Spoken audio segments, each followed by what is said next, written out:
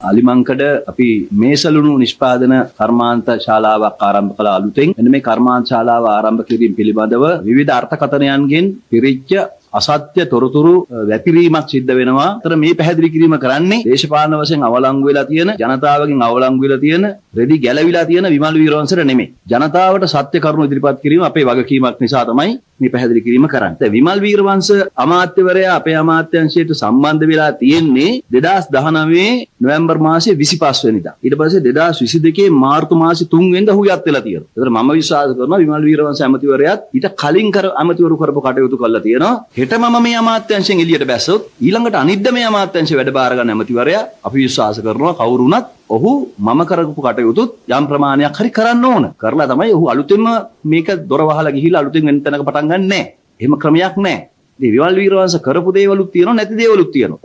ඔහුගේ කලිසම අනුන්ට අන්දන්න හදනවා.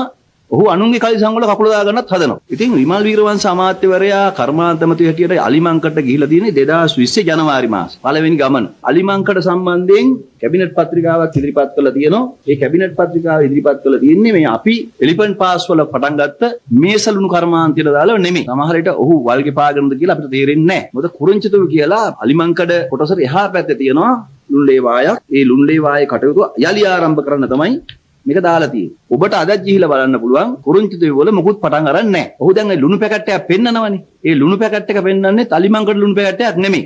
ඒ මන්නාරමේ ලුණු පැකට් එකක් පෙන්නන්නේ. මේ තියෙන්නේ අපි පහුගිය දවසේ අලිමංකඩ නිෂ්පාදනය කරපු මේසලුණු. දැන් විමල් වීරවංශ අපිට කලින් මේසලුණු හැදුවා නම් අලිමංකඩ හරි කොහේ හරි වෙළඳ පොලේ තියෙන්න එපයි. ඒතර අපි ලංකාවේ පළවෙනි වතාවට මේසලුණු නිෂ්පාදනය අපි ආරම්භ කරා. එයා අපිත් එක්ක දේශපාලනය කරපු කෙනෙක් නිසා එයාට යන්න නගින්න තිබිච්ච පඩිපලක යන්න බැරි වෙච්ච නිසා අනුර කුමාර දිසානායක මේ රටේ ජනාධිපති හැටියට